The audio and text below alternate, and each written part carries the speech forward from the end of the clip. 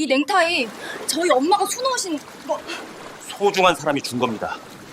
함부로 말하지 마세요. 그렇게 낯선 남자는 제 손을 뿌리치고 가게를 나가버렸습니다. 그 남자의 차가운 목소리가 귓가를 맴돌았죠. 엄마가 손수 새긴 그 자수를 왜 저 낯선 아저씨가 가지고 있는 걸까요? 여러분, 이 이야기가 궁금하시다면 구독과 좋아요 부탁드립니다. 그리고 댓글로 어디에서 듣고 계신지 남겨주세요. 오늘 하루 작은 행운이 찾아오길 바랍니다. 사연 시작합니다. 안녕하세요. 저는 20살 지은이에요. 지금 이 이야기를 하는 게 아직도 믿기지 않지만 여러분께 꼭 들려드리고 싶어서 이렇게 용기를 냈습니다. 이 모든 일은 겨울바람이 유난히 매서웠던 그날 바닷가 횟집에서 시작됐어요.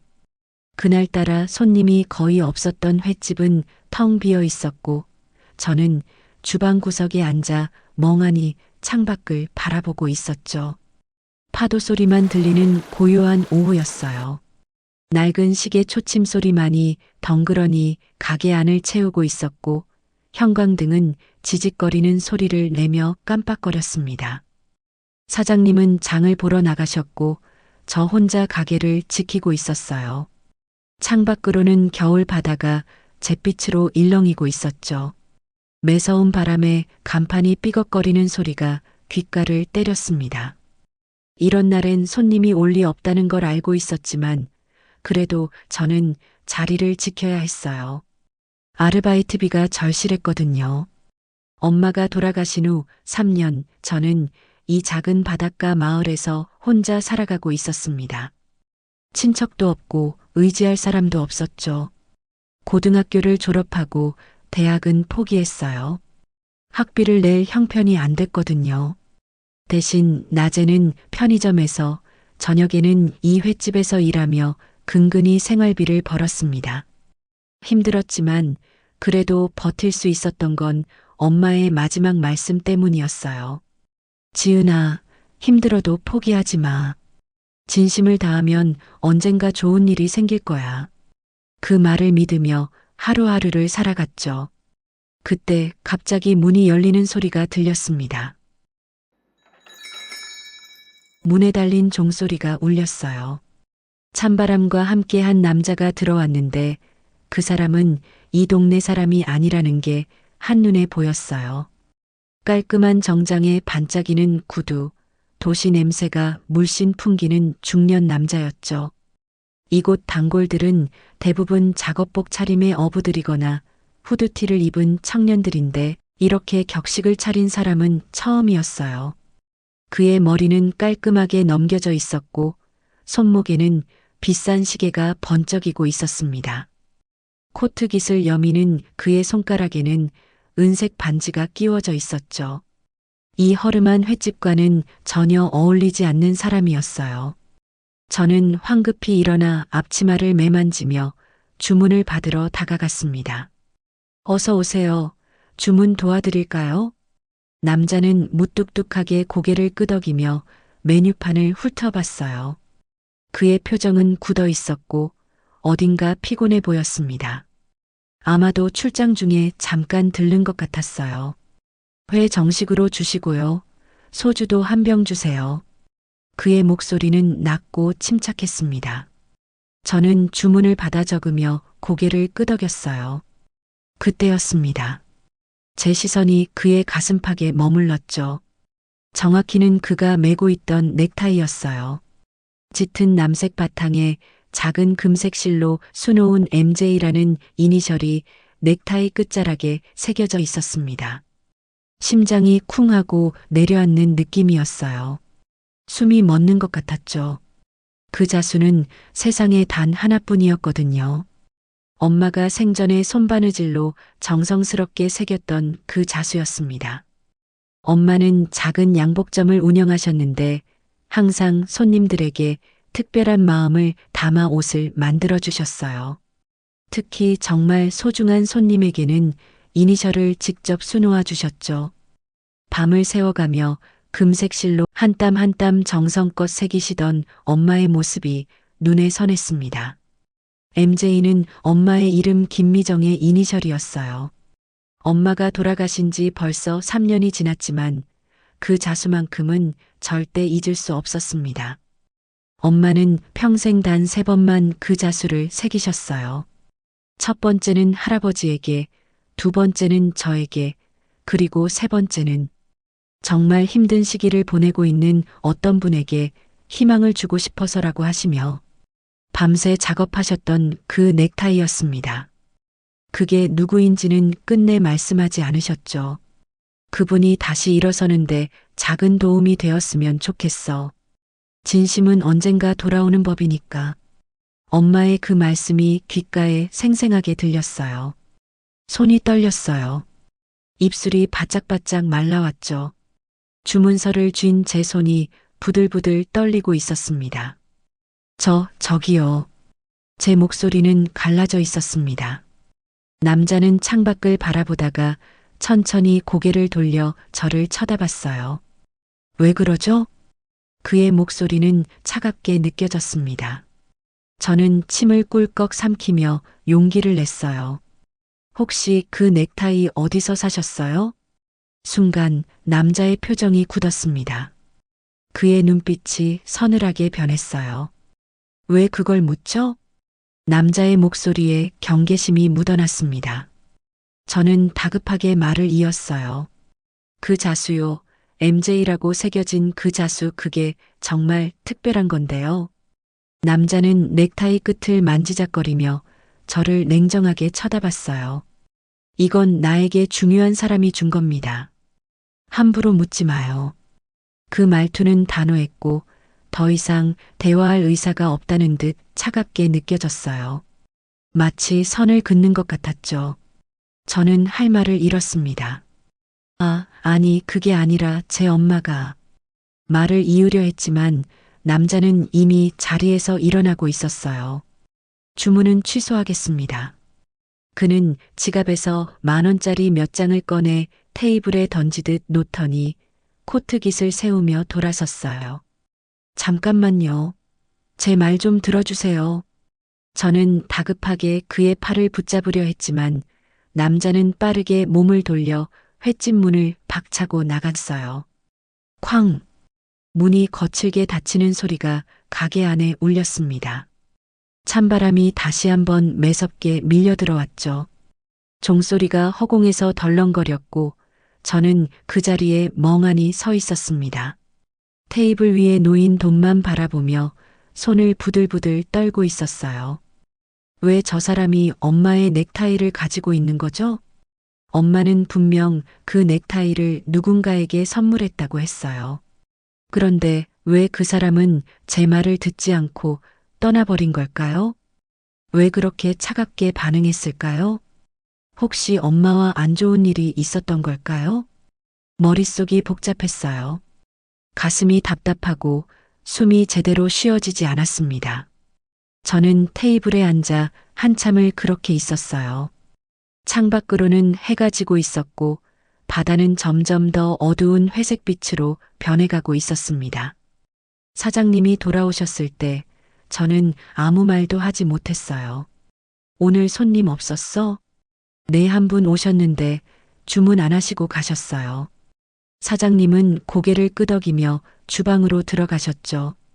저는 그날 밤 잠을 이룰 수 없었어요. 작은 원룸에 돌아와 이불 속에 누워 있었지만 눈이 말똥말똥했습니다. 엄마의 마지막 작품이 왜 그런 냉정한 사람에게 가 있었는지, 그리고 왜 그가 그렇게 차갑게 반응했는지 도무지 이해할 수 없었습니다. 천장을 바라보며 엄마 생각을 했어요. 엄마는 항상 따뜻한 사람이었어요. 손님들에게 친절했고 어려운 사람을 보면 그냥 지나치지 못하는 성격이었죠. 그래서 돈을 많이 벌지 못했지만 사람들은 엄마를 좋아했습니다. 지은아, 사람은 진심으로 대해야 해. 그래야 세상이 따뜻해지는 거야. 엄마의 목소리가 귓가에 맴돌았어요. 눈물이 주르륵 흘러내렸습니다. 엄마, 저 어떻게 해야 돼요? 대답 없는 천장만이 저를 내려다보고 있었죠. 다음 날 아침, 저는 평소처럼 출근길에 올랐어요. 바닷가 마을의 아침은 항상 조용했죠. 겨울 바다의 냉기가 온몸을 휘감았고, 저는 두툼한 패딩 주머니에 손을 넣고 횟집으로 향했습니다. 길은 얼어붙어 있었고, 곳곳에 살얼음이 끼어 있었어요. 조심조심 걸어가며 생각했죠. 오늘 그 사람이 다시 오면 제대로 물어봐야지. 하지만 그런 일은 일어나지 않았어요. 아니, 그보다 더 끔찍한 일이 일어났습니다. 골목길 모퉁이를 돌아서는 순간이었어요. 갑자기 뒤에서 타이어 소리가 크게 들렸습니다.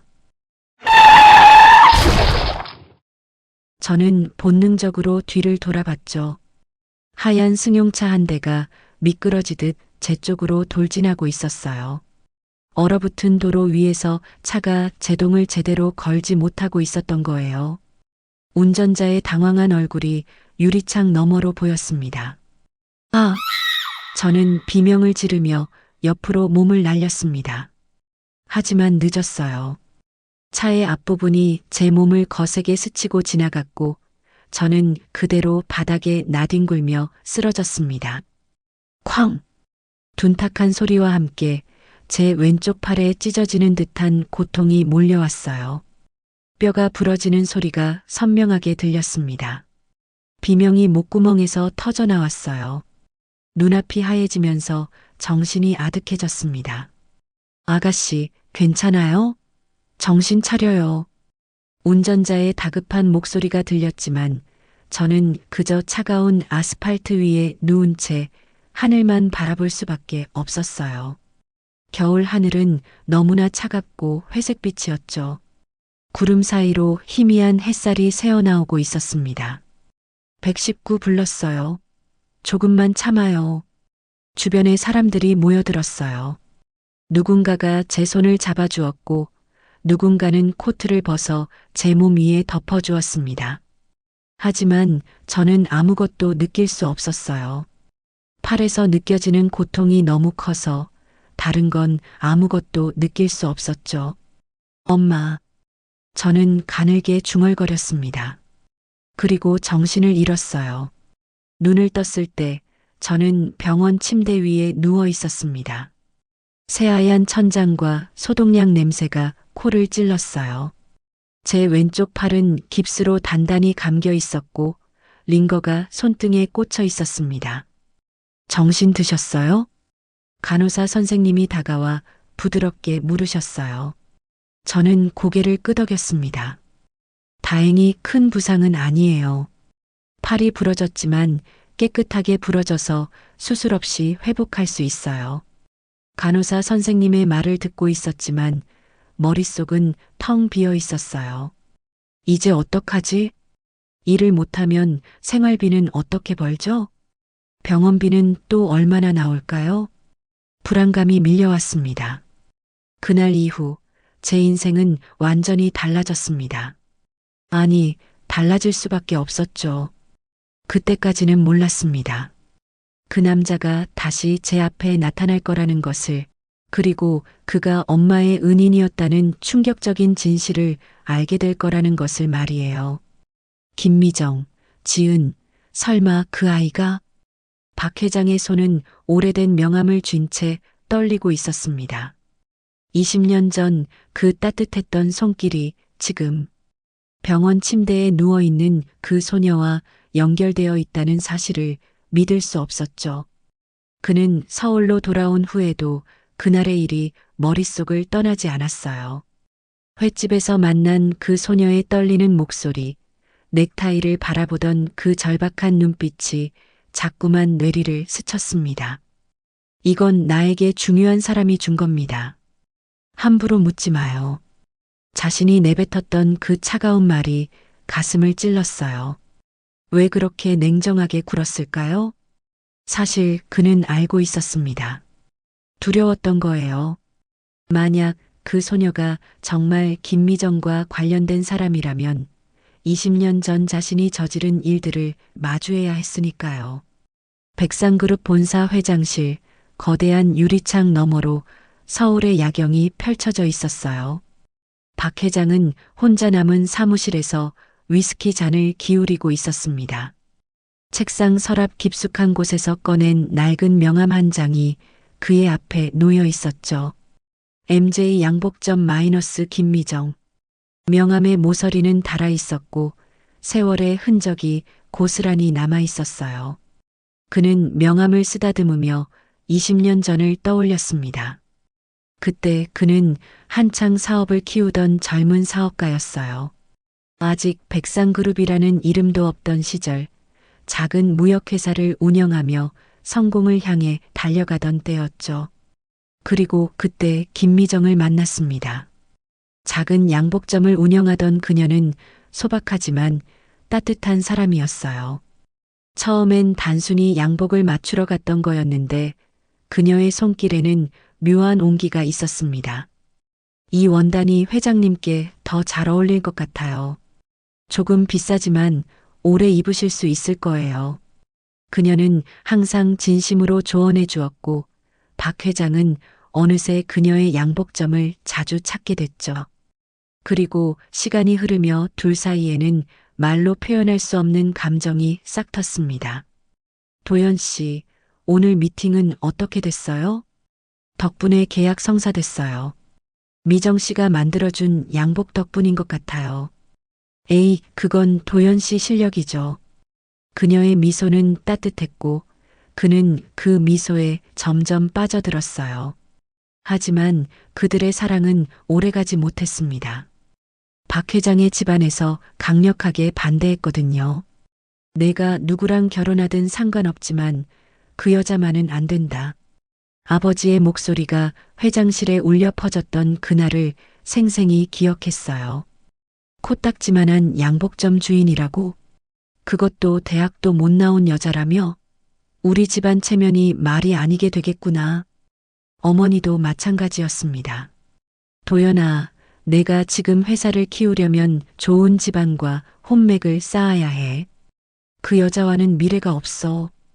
집안의 압박은 날이 갈수록 심해졌고 사업도 위기를 맞았어요.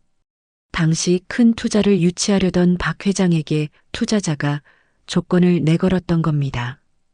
박 사장, 우리 집안과 혼인 관계를 맺으면 투자를 진행하겠소. 그건 사업을 살리느냐, 사랑을 지키느냐의 기로였어요. 박 회장은 망설였습니다. 며칠 밤을 뜬 눈으로 지새우며 고민했죠. 그리고 결국 그는 비겁한 선택을 했습니다. 어느 날 그는 김미정 앞에 섰어요. 미정 씨, 미안해요. 나 더 이상 만날 수 없을 것 같아요. 그녀의 얼굴이 하얗게 질렸던 게 기억났습니다. 왜요?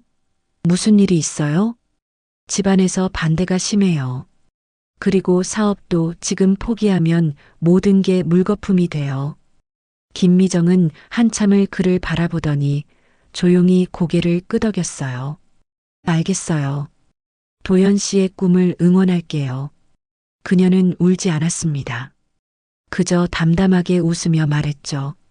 그동안 행복했어요. 도연 씨가 꼭 성공하셨으면 좋겠어요. 그게 마지막이었습니다. 박 회장은 투자자의 딸과 결혼했고 사업은 승승장구했어요. 10년 만에 백상그룹이라는 거대 기업을 일궈냈죠. 하지만 마음 한구석은 항상 비어 있었습니다.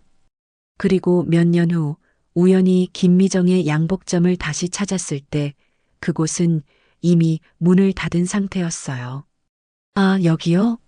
사장님이 몇 년 전에 이사 가셨어요. 어디로 갔는지는 모르겠네요. 옆 가게 주인의 말에 박 회장은 그제야 후회했습니다. 그 후로 그녀를 찾으려 했지만 어디에도 김미정의 흔적은 없었어요. 마치 세상에서 사라진 것처럼 말이죠. 박 회장은 위스키를 단숨에 들이켰어요. 내가 그때 용기를 냈더라면 후회는 언제나 늦게 찾아오는 법이었습니다. 그런데 바로 그때 비서가 급하게 회장실 문을 두드렸어요. 회장님, 급한 일이 생겼습니다. 뭔데 이 시간에? 박 회장은 인상을 찌푸리며 문을 열었습니다. 비서는 태블릿을 들고 있었어요. 지역 신문 사회면에 이런 기사가 떴습니다. 태블릿 화면에는 바닷가 마을 횟집 알바생 교통사고라는 제목의 기사가 떠 있었어요. 그리고 그 기사 사진 속에는 바로 그날 횟집에서 만났던 그 소녀가 있었습니다. 피해자 이름은 김지은이라고 적혀 있었죠. 박 회장의 손이 떨렸습니다. 회장님이 그 횟집 알바생에 대해 찾아보라고 하셔서 알아보다가 이런 기사를 발견했습니다. 김지은, 김미정, 지은, 그는 다시 명함을 꺼내 들었어요. 그리고 그제야 깨달았습니다. 그 소녀가 왜 넥타이를 보고 그렇게 놀랐는지, 왜 그렇게 간절하게 물었는지를 말이에요. 미정 씨의 딸이구나. 박 회장은 즉시 자리에서 일어났습니다. 지금 당장 병원 위치 알아내. 그리고 차 준비해. 네. 지금 밤 11시인데요. 상관없어. 당장.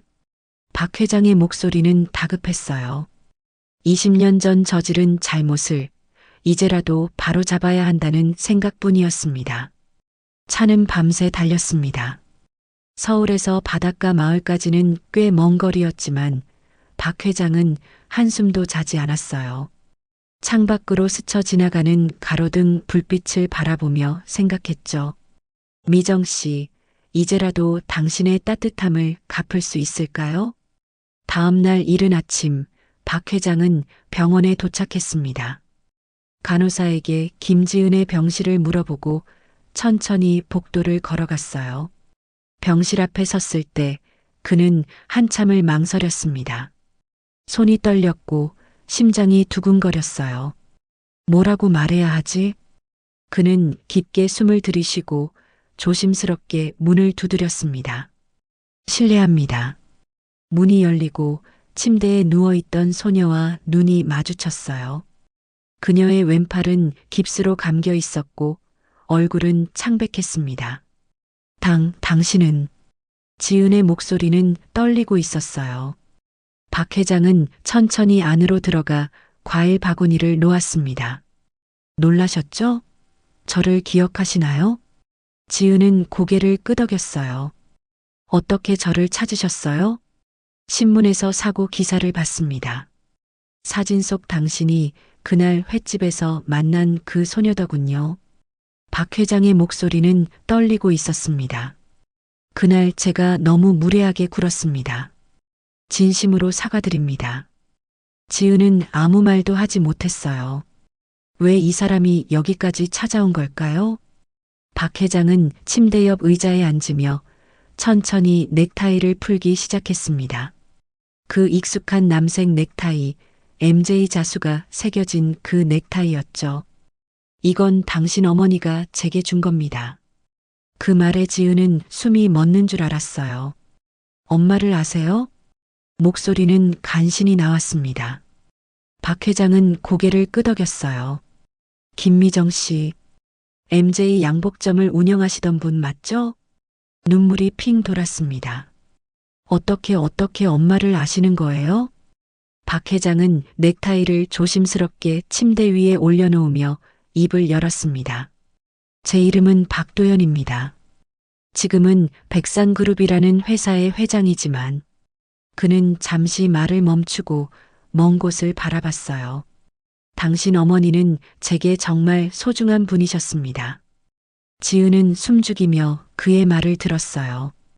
20년 전 저는 한창 사업을 키우던 시절이었어요.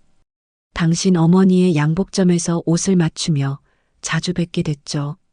박 회장의 목소리가 떨렸습니다. 그분은 정말 따뜻한 분이셨어요. 제가 힘들 때마다 격려해 주셨고 진심으로 응원해 주셨습니다. 그는 넥타이를 가리켰어요.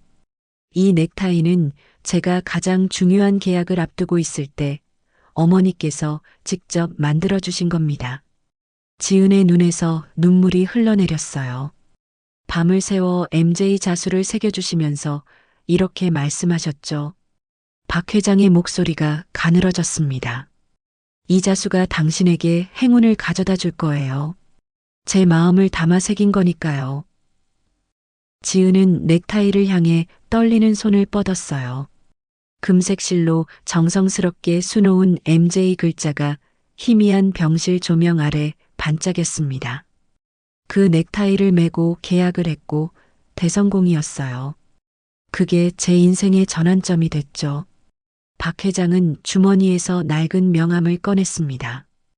MJ 양복점 마이너스 김미정. 이걸 20년 동안 간직하고 있었습니다.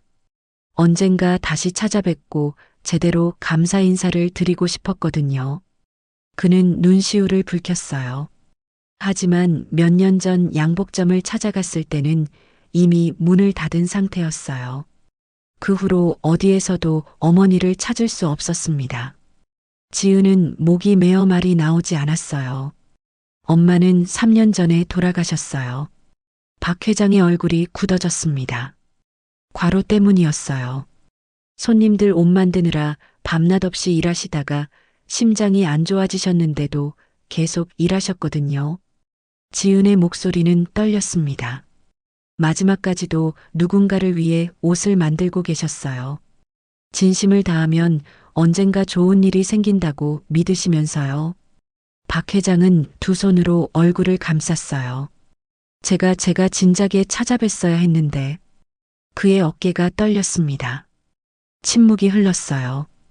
병실 밖에서는 간호사들의 발소리가 들렸고 복도 끝에서 누군가의 기침 소리가 희미하게 들려왔습니다.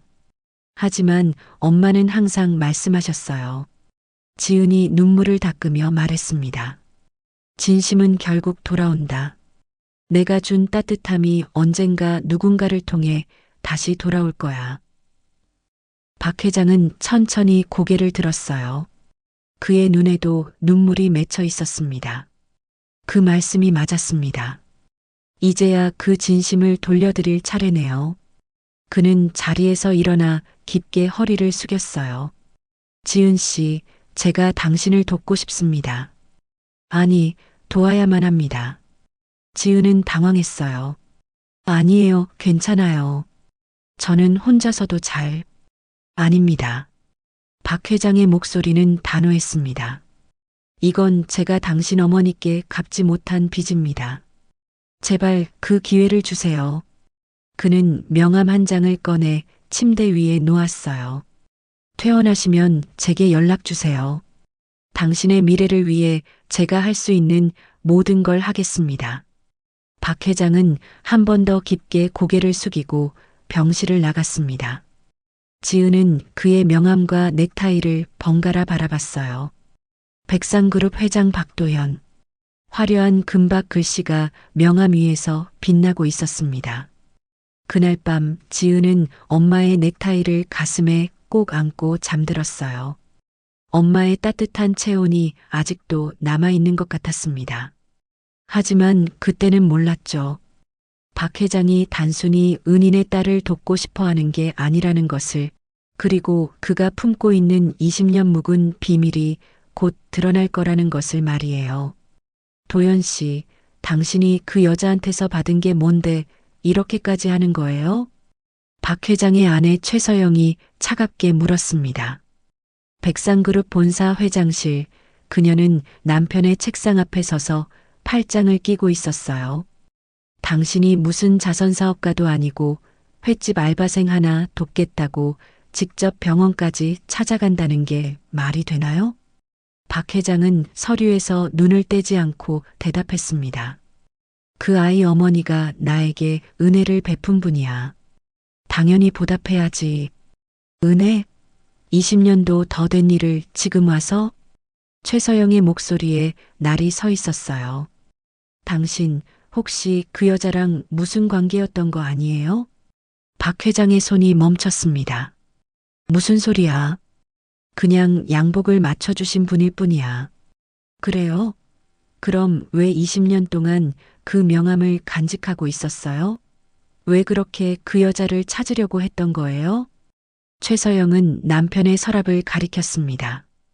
그녀는 이미 알고 있었어요. 남편이 오래전부터 그 명함을 소중히 간직해왔다는 것을 말이에요. 서영아, 지금 이런 얘기할 때가 아니야. 박 회장은 피곤한 듯 이마를 짚었습니다. 그 아이는 지금 다쳤고 의지할 곳도 없어. 내가 도와주는 게 당연한 거 아니야? 최서영은 냉소를 띠며 돌아섰어요. 좋을 대로 하세요. 하지만 나중에 후회하지 마세요. 문이 쾅 하고 닫혔습니다. 박 회장은 한숨을 내쉬며 창밖을 바라봤어요. 그는 아내에게 진실을 말할 수 없었습니다. 20년 전 김미정과 사랑했던 일을, 그리고 자신이 얼마나 비겁하게 그녀를 떠났는지를 말이에요. 한편 저는 병원에서 퇴원 준비를 하고 있었어요. 일주일의 입원 기간이 끝나고 의사 선생님은 집에서 안정을 취하라고 하셨죠. 깁스는 6주 정도 하셔야 해요. 그동안 무리하지 마시고요. 네, 감사합니다. 저는 고개를 숙이며 대답했지만 마음은 복잡했어요. 6주 동안 일을 못한다는 건 생활비를 벌 수 없다는 뜻이었거든요. 퇴원 수속을 밟으러 가는 길에 간호사 선생님이 봉투 하나를 건네주셨어요. 지은 씨, 이거 어떤 분이 두고 가셨어요. 봉투를 열어보니 수표와 메모가 들어 있었습니다. 당분간 치료비와 생활비로 쓰세요. 연락 기다리겠습니다. 마이너스 박도현. 수표 금액을 보고 저는 깜짝 놀랐어요. 500만 원이었습니다. 제가 평생 모아도 모을 수 없는 큰 돈이었죠. 이렇게 큰 돈을. 손이 떨렸습니다. 받아야 할까요? 말아야 할까요? 엄마라면 뭐라고 하셨을까요? 지은아, 진심으로 주는 도움은 받아들이는 것도 용기란다. 엄마의 목소리가 들리는 것 같았어요. 저는 수표를 가슴에 꼭 안고 병원을 나섰습니다. 그날 저녁 저는 박 회장에게 전화를 걸었어요. 여보세요, 저 김지은입니다. 아, 지은 씨. 퇴원하셨어요? 박 회장의 목소리는 따뜻했습니다. 네, 덕분에 잘 퇴원했어요. 그런데 이 돈은 너무 큰 것 같아서. 아닙니다. 그것만으로는 부족해요. 박 회장이 말을 끊었어요. 지은 씨, 시간 되실 때 제 사무실로 한번 와주실 수 있나요? 드릴 말씀이 있습니다. 무슨 말씀인데요? 당신의 미래에 관한 이야기예요. 며칠 후 저는 서울 강남에 있는 백상그룹 본사에 도착했어요. 고층 빌딩 앞에 서자 다리가 후들후들 떨렸습니다. 이런 곳은 태어나서 처음 와보는 거였거든요. 로비에 들어서니 대리석 바닥이 반짝반짝 빛나고 있었고 샹들리에가 천장에서 화려하게 빛을 발하고 있었어요. 정장을 입은 사람들이 바쁘게 오가고 있었죠. 저기 박도연 회장님을 만나러 왔는데요. 안내 데스크에서 떨리는 목소리로 말했습니다. 직원은 친절하게 웃으며 전화를 걸었어요. 회장님께서 기다리고 계십니다. 30층으로 올라가세요. 엘리베이터를 타고 30층에 도착하니 비서 한 분이 저를 맞아주었어요. 지은 씨시죠? 이쪽으로 오세요. 회장실 문이 열리고 거대한 사무실이 눈앞에 펼쳐졌습니다. 한쪽 벽면은 통유리로 되어 있어서 서울 시내가 한눈에 보였어요. 어서 오세요, 지은 씨. 박 회장이 소파에서 일어나 반갑게 맞아주었습니다. 앉으세요. 차 한잔 할까요? 아, 네, 감사합니다. 저는 조심스럽게 소파에 앉았어요. 비서가 차를 따라주고 나간 후 박 회장이 입을 열었습니다. 지은 씨, 솔직히 말씀드릴게요. 당신을 단순히 돕고 싶은 게 아닙니다. 제 심장이 쿵 하고 뛰었어요. 당신 어머니께서 제게 베푼 은혜를 생각하면 그냥 돈 몇 푼 주고 끝낼 수 없어요. 박 회장은 진지한 표정으로 저를 바라봤습니다. 당신의 인생이 달라질 수 있도록 제대로 돕고 싶습니다. 그게 무슨 말씀이신가요?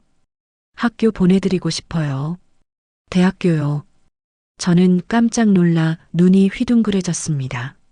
네, 대학교요? 네. 당신이 원하는 학과, 원하는 대학에 갈 수 있도록 제가 모든 걸 지원하겠습니다. 박 회장의 목소리는 단호했어요. 등록금은 물론이고 생활비, 기숙사비 전부요. 당신은 그저 공부에만 집중하면 됩니다. 저는 말문이 막혔어요. 저는 그럴 자격 있습니다. 박 회장이 제 말을 끊었어요. 당신은 김미정의 딸이에요. 그것만으로도 충분한 자격입니다. 눈물이 핑 돌았습니다. 대학교라니요. 저는 고등학교 졸업하고 포기했던 꿈이었어요. 친구들이 대학에 가는 걸 보며 얼마나 부러워했는지 몰라요. 하지만 이건 너무 큰 도움인데. 아닙니다. 박 회장은 고개를 저었어요. 이건 제가 당신 어머니께 갚지 못한 빚을 갚는 겁니다. 그는 잠시 망설이더니 천천히 말을 이었습니다. 사실 당신 어머니와 저는 단순한 손님과 가게 주인 관계가 아니었어요. 제 심장이 빠르게 뛰기 시작했어요. 20년 전 저는 당신 어머니를 정말 소중하게 생각했습니다. 박 회장의 목소리가 떨렸어요. 아니, 솔직히 말하면 사랑했어요. 저는 숨이 멎는 줄 알았습니다. 네. 하지만 저는 비겁했어요. 집안의 반대와 사업 때문에 당신 어머니를 떠났습니다. 박 회장의 눈에 눈물이 맺혔어요. 그게 제 인생 최대의 후회예요. 평생 가슴에 묻고 살았던 죄책감이죠. 저는 아무 말도 할 수 없었어요. 엄마가 이 사람을 사랑했다고요? 그래서 당신을 보는 게 더 괴로웠어요. 만약 제가 용기를 냈더라면 당신 어머니는 이렇게 고생하지 않으셨을 텐데. 박 회장은 두 손으로 얼굴을 감쌌습니다. 그리고 당신도 이렇게 힘들게 살지 않았을 텐데 말이에요. 침묵이 흘렀어요. 창밖으로는 서울의 야경이 반짝이고 있었고 사무실 안은 고요했습니다. 엄마는 당신 이야기를 한 번도 하지 않으셨어요. 저는 떨리는 목소리로 말했습니다. 단지 이렇게만 말씀하셨죠. 지은아, 세상에는 좋은 사람들이 많단다. 그들에게 진심을 다하면 언젠가 돌아올 거야. 박 회장의 어깨가 떨렸어요. 엄마는 끝까지 누구도 원망하지 않으셨어요. 힘들어도 항상 웃으셨고 다른 사람들을 도우셨죠. 눈물이 볼을 타고 흘러내렸습니다. 그게 우리 엄마였어요. 박 회장은 한참을 울었습니다. 성공한 대기업 회장이 이 화려한 사무실에서 아이처럼 울고 있었어요. 미안해요. 정말 미안해요. 그의 목소리는 갈라져 있었습니다. 저는 그를 바라보며 생각했어요. 엄마는 이 사람을 사랑했지만 원망하지 않았구나. 그저 그가 행복하기를 바랐을 거예요. 회장님, 저는 조용히 말했습니다. 엄마는 당신이 성공하는 걸 보며 행복하셨을 거예요. 자신이 도운 사람이 이렇게 훌륭하게 성장한 걸 보면서요. 박 회장은 천천히 고개를 들었어요. 그러니 이제 그만 자책하세요. 대신 엄마가 원했던 일을 해주세요. 당신이 원하는 게 뭔가요? 박 회장이 물었습니다. 저는 잠시 생각하다가 입을 열었어요. 저도 엄마처럼 누군가를 도울 수 있는 사람이 되고 싶어요. 어떻게요? 모르겠어요. 하지만 공부를 하면서 천천히 찾아보고 싶어요. 저는 결심을 담아 말했습니다. 그리고 언젠가 엄마의 따뜻함을 세상에 전할 수 있는 사람이 되고 싶어요. 박 회장은 저를 한참 바라보더니 천천히 고개를 끄덕였어요. 알겠습니다. 그럼 제가 전폭적으로 지원하겠습니다. 그는 책상에서 서류 뭉치를 꺼내 제 앞에 놓았어요. 이건 장학재단 설립 계획서입니다. 김미정 희망 장학재단이요. 제 눈이 커졌어요. 당신 어머니의 이름으로 장학재단을 만들려고 해요. 당신 같은 어려운 학생들을 돕는 거죠. 정말요? 네. 그리고 당신이 그 재단의 첫 번째 장학생이 됐으면 합니다. 박 회장은 미소 지었습니다. 어때요? 함께 당신 어머니의 꿈을 이어갈래요? 저는 서류를 보며 눈물을 흘렸어요. 김미정 희망 장학재단. 엄마의 이름이 크게 박혀 있었습니다. 네, 하겠습니다. 제 목소리는 떨렸지만 확신에 차 있었어요. 엄마의 따뜻함을 세상에 전하겠습니다. 박 회장은 자리에서 일어나 제 손을 꼭 잡았습니다. 고맙습니다, 지은 씨. 당신 덕분에 제가 용서받을 수 있을 것 같아요. 하지만 그 순간 사무실 문이 거칠게 열렸어요. 도연아, 이게 무슨 짓이야? 최서영이 서류 뭉치를 들고 들어왔습니다. 그녀의 얼굴은 분노로 일그러져 있었어요. 김미정 장학재단? 그 여자 이름으로 재단을 만든다고? 박 회장의 얼굴이 굳었습니다. 서영아, 지금은 당신 정신 나갔어? 회사 돈으로 사적인 감정 해소하려고? 최서영은 저를 째려봤어요. 그리고 당신이 그 여자 딸이구나?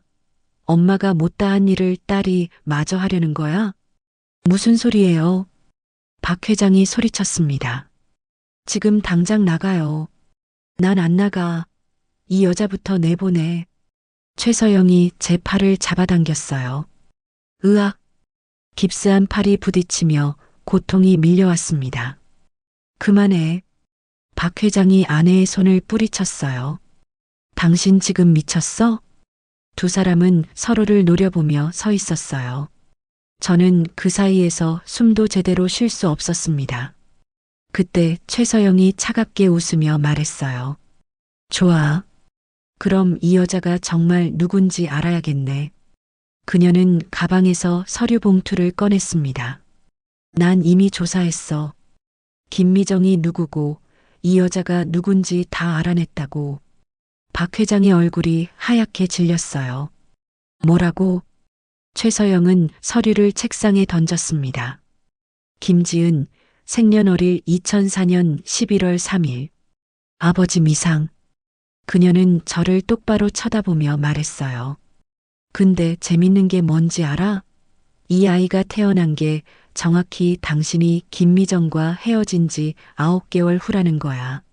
순간 세상이 멈춘 것 같았습니다. 박 회장은 서류를 집어들며 눈을 크게 떴어요. 이게 무슨... 아직도 모르겠어? 최서영이 비웃었습니다. 이 여자는 단순히 김미정의 딸이 아니야. 당신 딸이라고.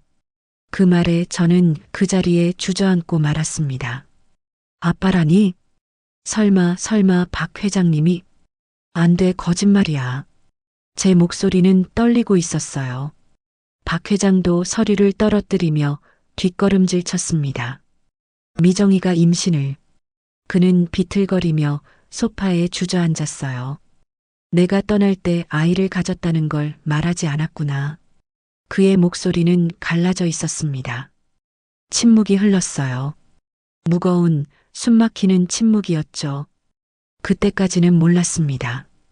이 진실이 우리 모두의 인생을 완전히 뒤바꿀 거라는 것을, 그리고 더 큰 폭풍이 몰려올 거라는 것을 말이에요.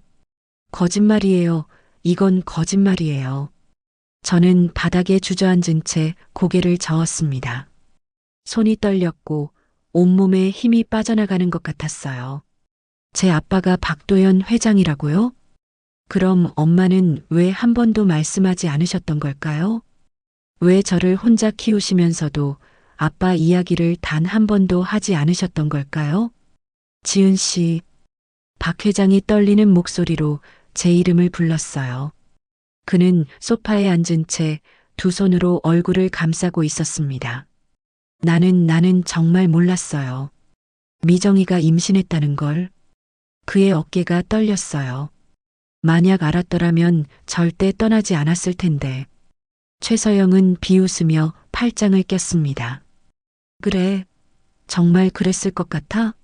당신은 결국 사업을 선택했을 거야. 그때도 지금도. 닥쳐. 박 회장이 소리쳤어요. 당신은 아무것도 몰라. 내가 얼마나 괴로웠다고, 후회했다고. 최서영의 목소리는 차가웠습니다. 그런 감상적인 소리 집어치워. 당신은 그저 젊은 시절의 추억에 취해 있는 거야. 그녀는 저를 내려다보며 말했어요. 그리고 당신, 설마 이 사실 알고 접근한 거 아니지? 뭐라고요? 저는 고개를 들어 그녀를 쳐다봤습니다. 저는 아무것도 몰랐어요. 엄마는 한 번도. 증명할 수 있어? 최서영이 냉소를 지었어요. 가난한 여자가 갑자기 재벌 회장 앞에 나타나서 넥타이 타령을 하더니 이제 딸이라고? 그만해. 박 회장이 벌떡 일어났습니다. 지은 씨는 아무 잘못이 없어. 이건 다 내 잘못이야. 당신 잘못? 최서영이 비웃었어요. 좋아. 그럼 어떻게 할 건데? 이 여자를 딸로 인정할 거야? 박 회장은 입술을 깨물었습니다. 나는 참고로 말해두는데 만약 이 사실이 언론에 알려지면 백상그룹은 끝이야. 최서영의 목소리는 단호했어요. 회장에게 숨겨진 딸이 있었다? 20년 동안 모른 척했다? 언론이 얼마나 좋아하겠어? 박 회장의 얼굴이 하얗게 질렸습니다. 그리고 주주들은 어떻게 생각하겠어? 회장의 도덕성에 문제가 있다고 판단하겠지. 최서영은 가방을 집어들었어요. 일주일 안에 결정해. 회사를 택할 거냐, 이 여자를 택할 거냐. 그녀는 하이힐 소리를 내며 사무실을 나갔습니다. 문이 쾅 닫히고 무거운 침묵만이 남았어요. 저는 바닥에 앉은 채 멍하니 허공을 바라봤습니다. 머릿속이 하얗게 비어버린 것 같았어요. 박 회장은 천천히 제 앞으로 다가와 무릎을 꿇었습니다.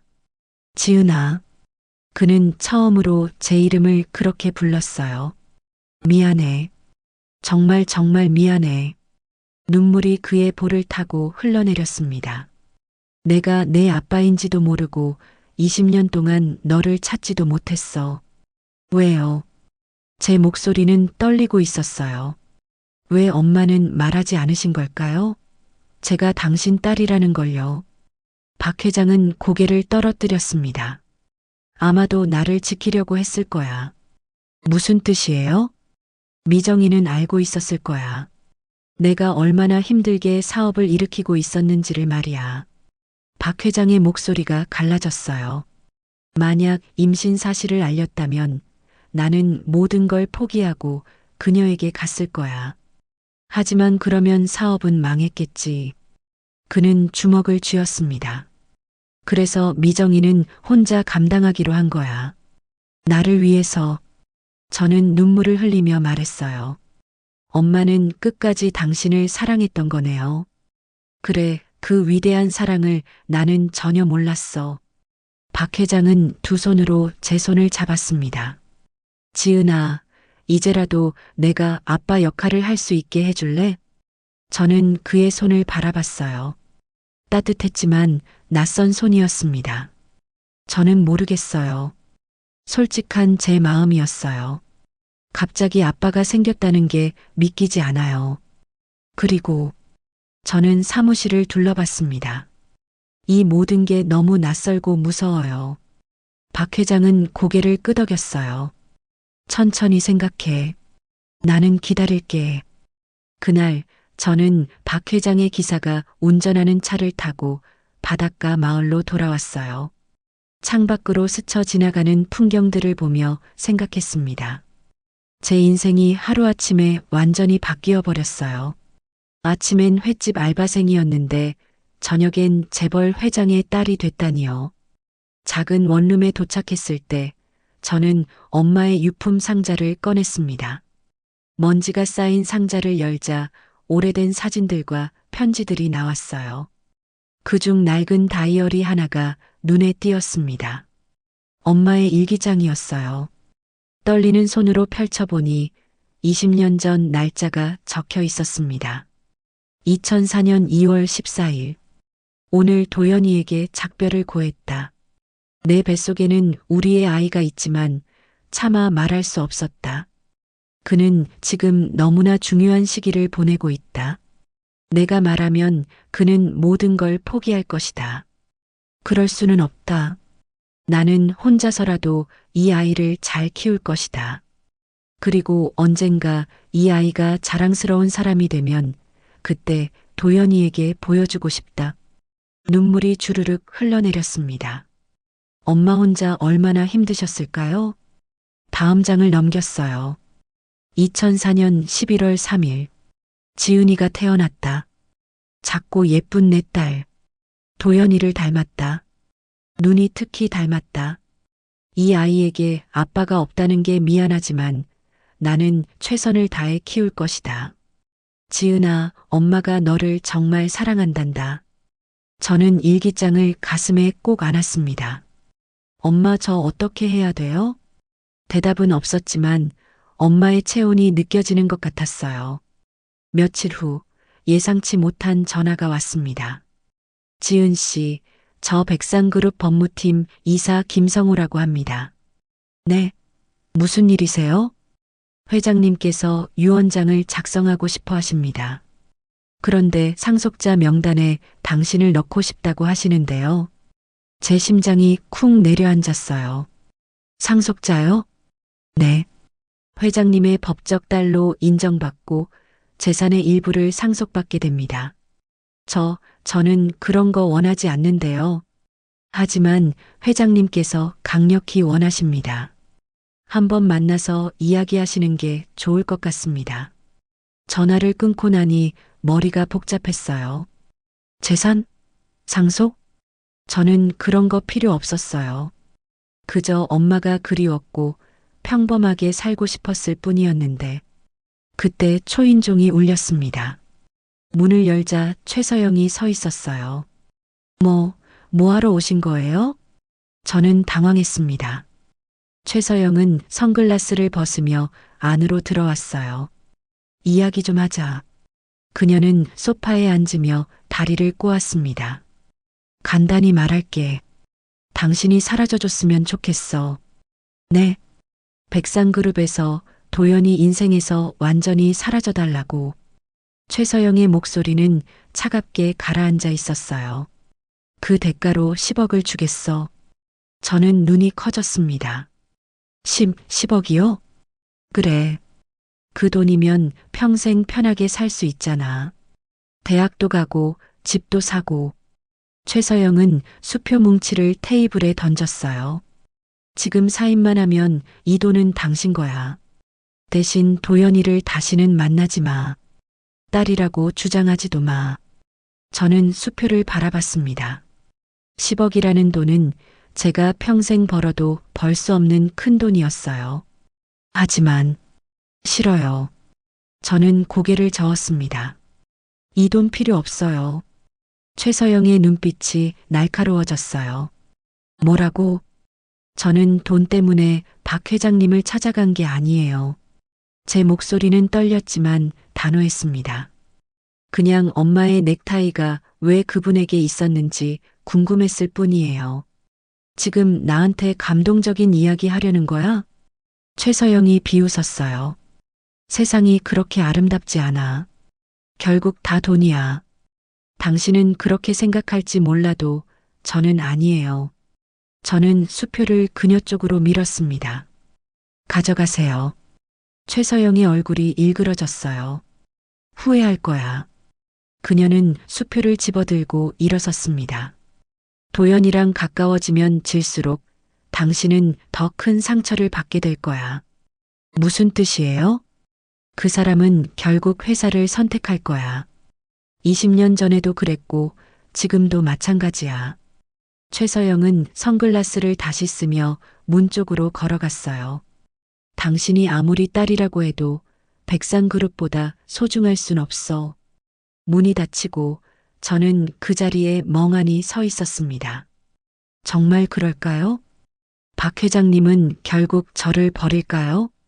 그날 밤 박 회장에게서 전화가 왔어요. 지은아, 내일 시간 될까? 너한테 보여주고 싶은 곳이 있어.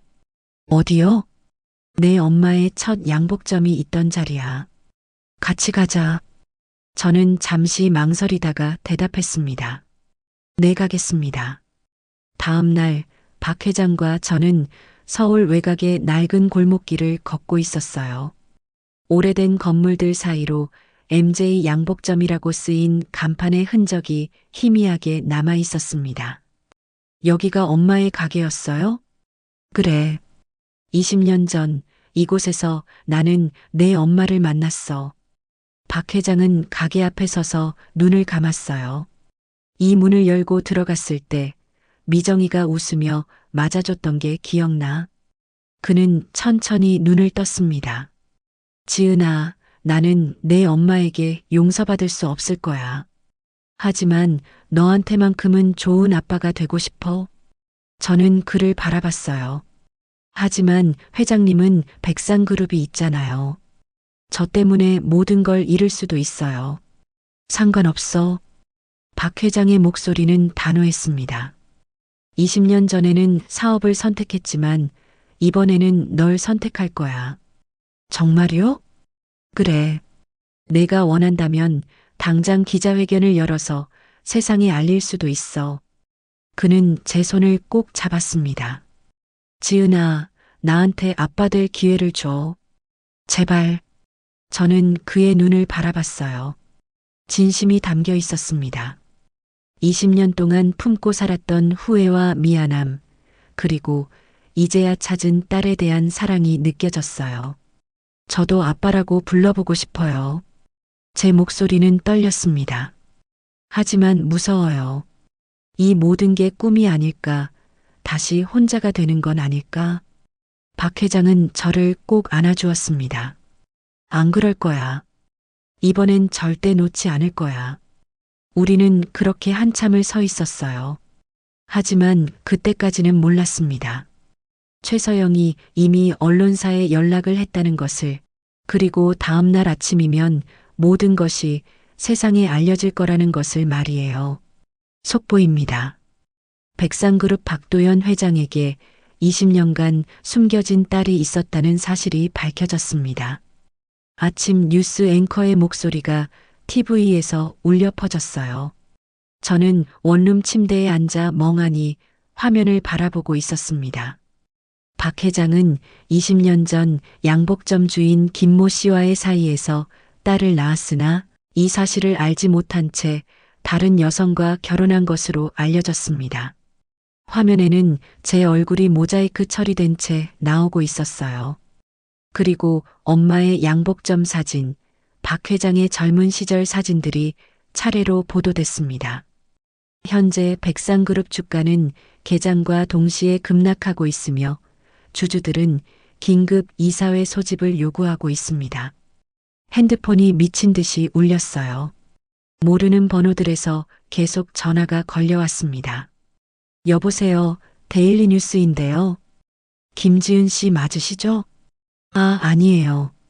잘못 거셨어요. 전화를 끊자마자 또 다른 전화가 걸려왔어요. SBC 뉴스입니다. 인터뷰 부탁드려도 될까요? 싫어요.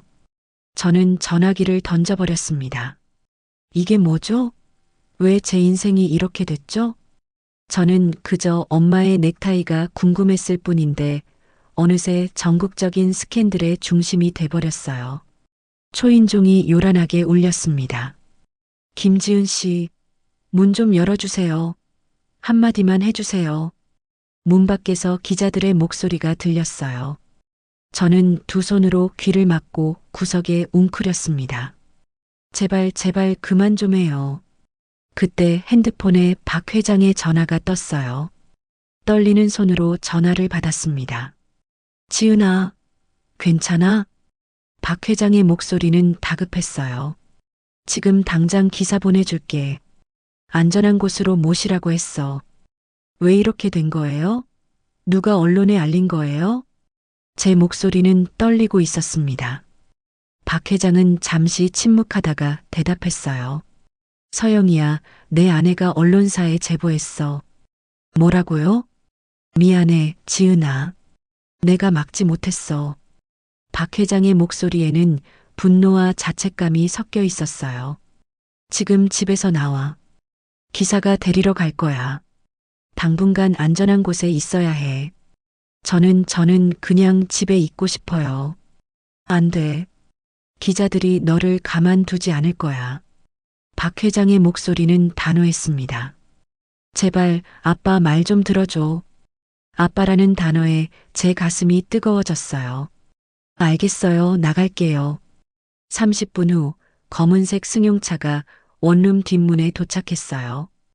기사님은 저를 재빨리 차에 태우고 출발했습니다.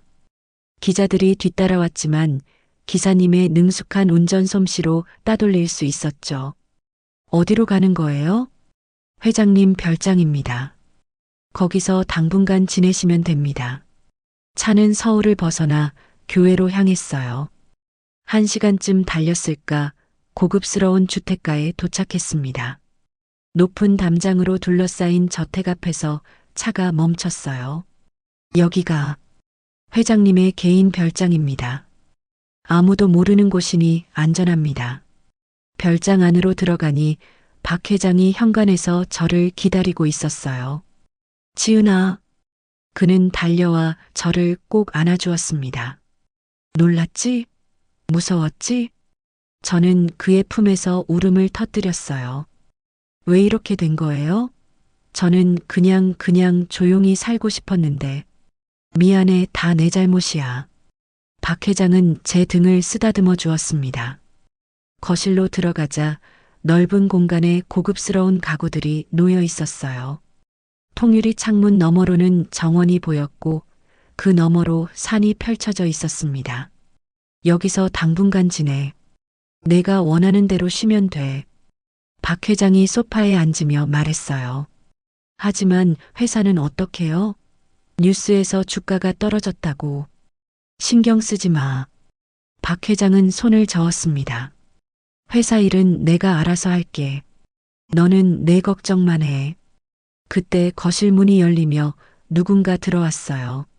30대 초반으로 보이는 젊은 남자였습니다. 형님 맞습니다. 재민아, 고맙다. 박 회장이 일어나 그를 맞았어요. 지은아, 이쪽은 내 동생 박재민이야. 백상그룹 부사장이지. 박재민은 저를 보며 부드럽게 미소 지었습니다. 처음 뵙겠습니다, 조카. 아, 안녕하세요. 저는 어색하게 인사했어요. 박재민은 가방에서 서류를 꺼냈습니다. 형님, 이사회가 난리입니다. 사퇴 압박이 거세요. 예상했던 일이야. 박 회장의 표정이 굳어졌어요.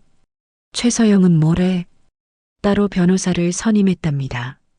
이혼과 재산분할 소송 준비 중이라고 하더군요. 박재민의 목소리는 조심스러웠어요.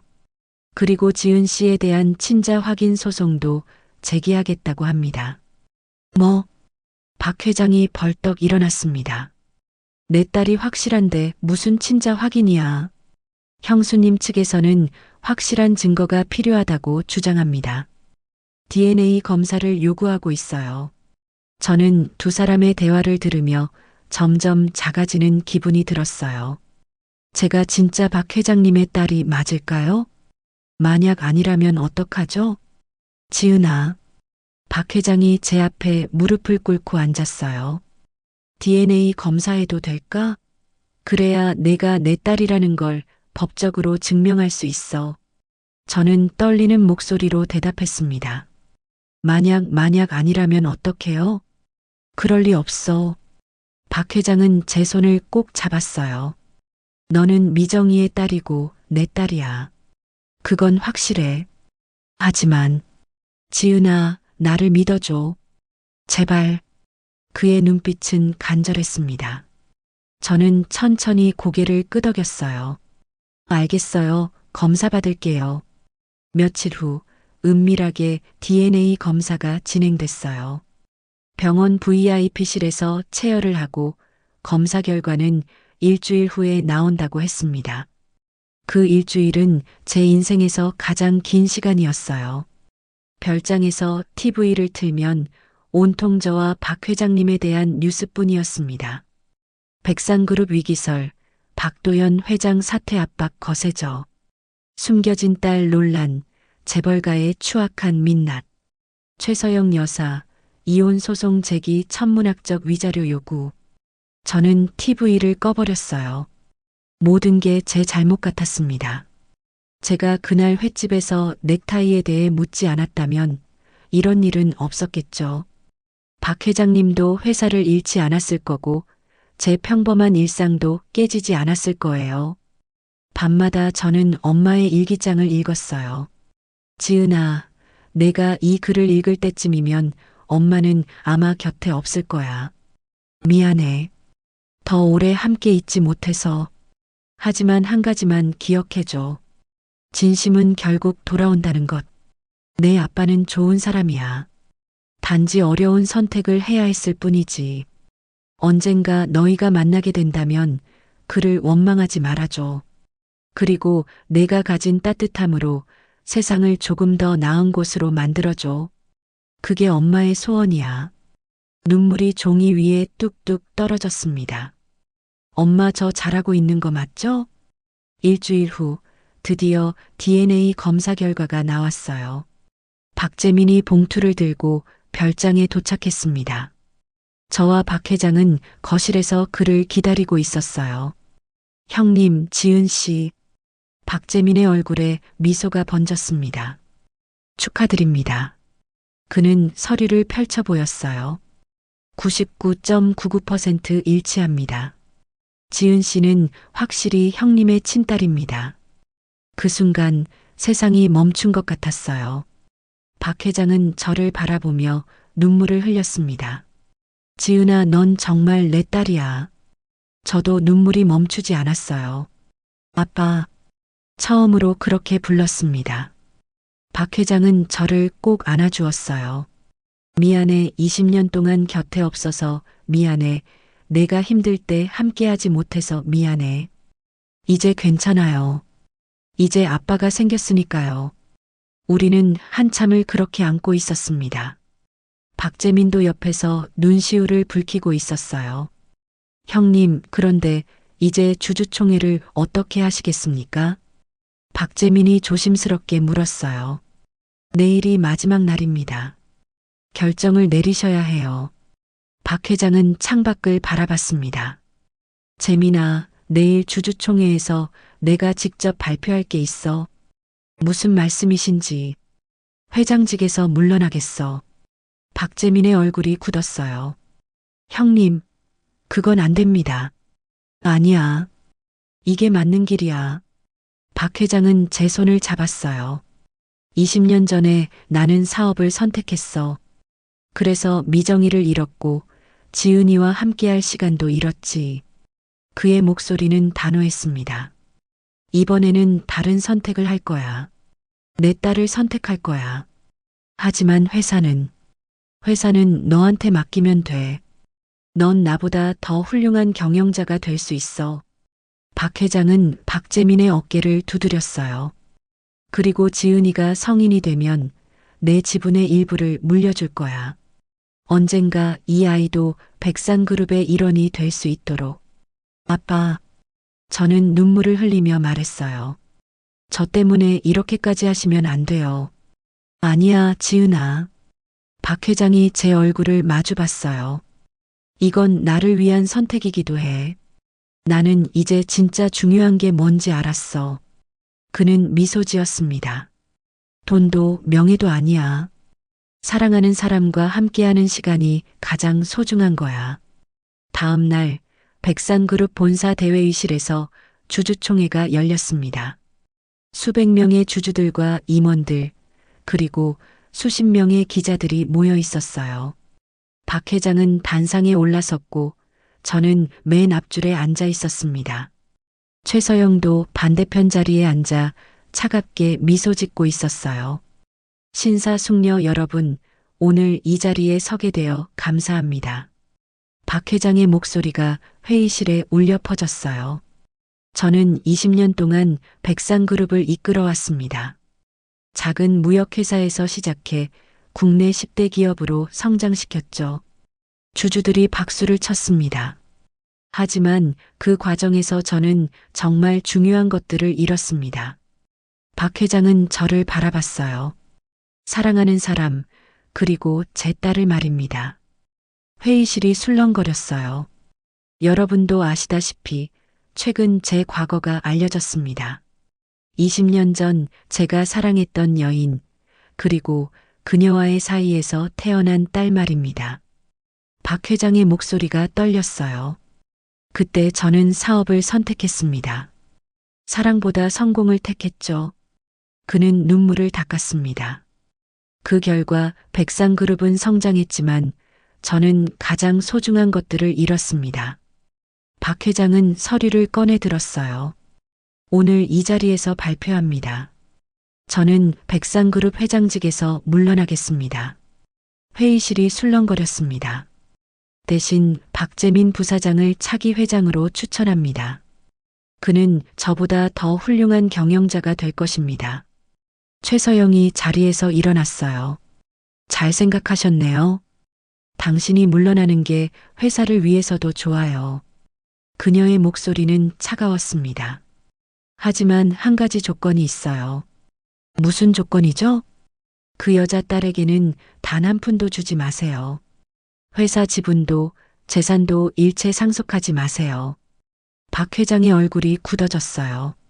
그건 만약 그렇게 하지 않으면 저는 법적으로 모든 재산을 동결시키겠어요.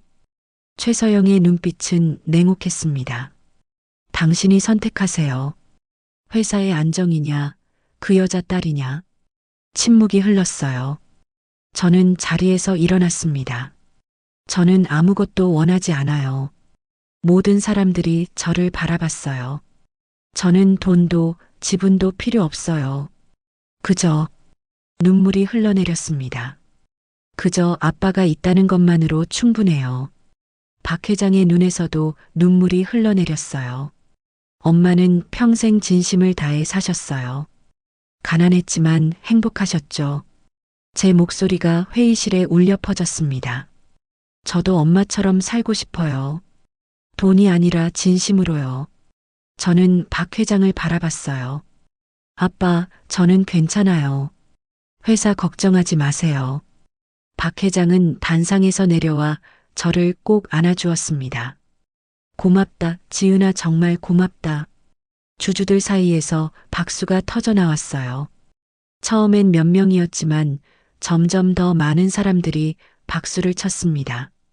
회의실 전체가 박수 소리로 가득 찼죠.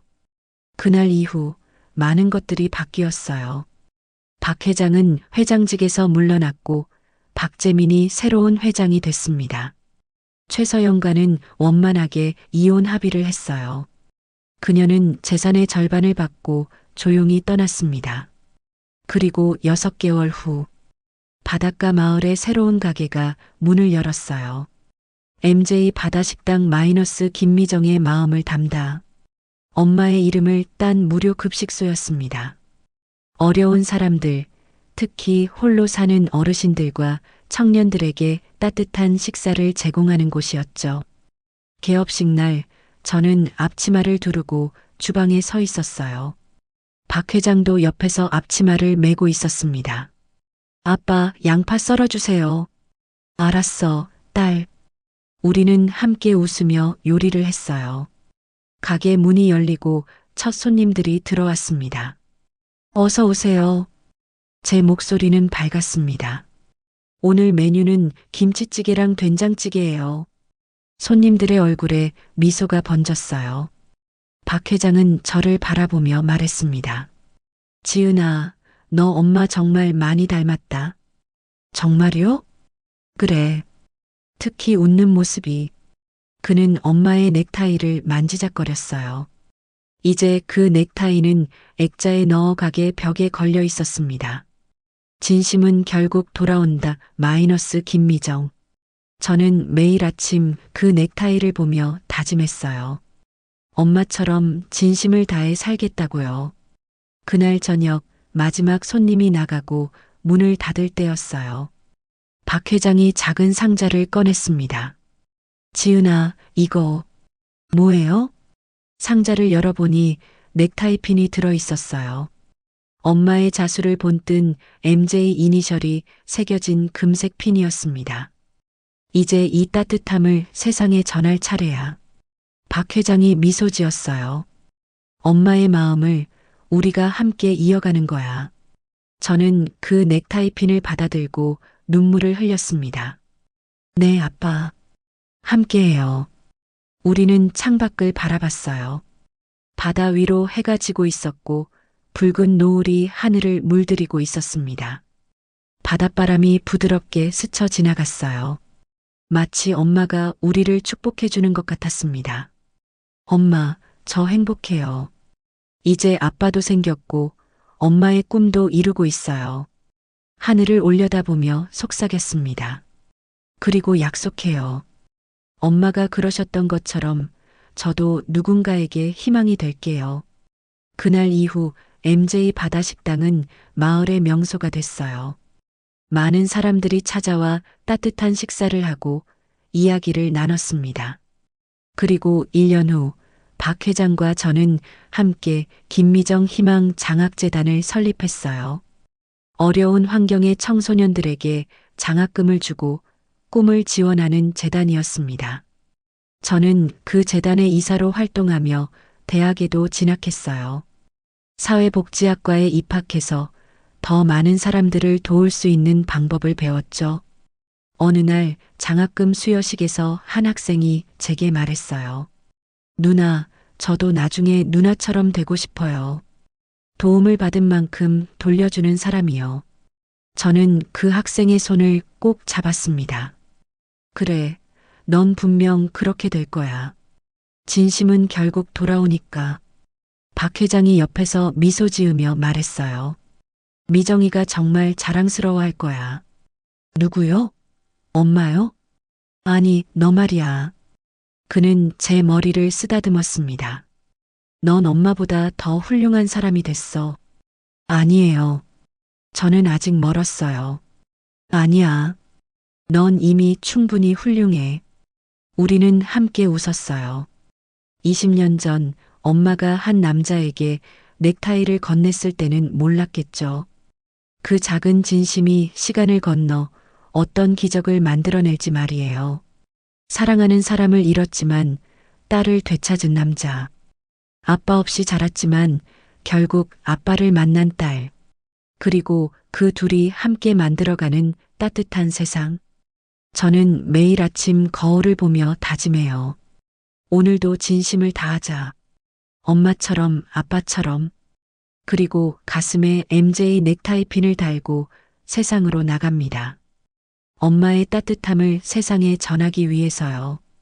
바다 위로 아침 해가 떠오르고 있어요. 새로운 하루가 시작됩니다. 진심이 가득한 따뜻한 하루가요. 엄마, 오늘도 잘 지켜봐 주세요. 딸이 잘하고 있는지요. 바닷바람이 부드럽게 대답하는 것 같았습니다. 잘하고 있어, 지은아. 정말 잘하고 있어. 사연 재밌게 잘 들으셨나요? 한치 앞을 못 보는 게 인생이란 말이 있죠? 지은이의 인생이 넥타이 하나로 완전히 달라질 거라곤 그 누구도 예상하지 못했습니다. 지은이처럼 힘든 일상이어도 열심히 살다 보면 결국은 행복한 일이 찾아오는 법이죠. 오늘의 이야기가 당신의 삶에 따뜻한 햇살을 비추길 바랍니다. 지금까지 듣고 계신 분이 있다면 댓글로 마음을 나눠주세요.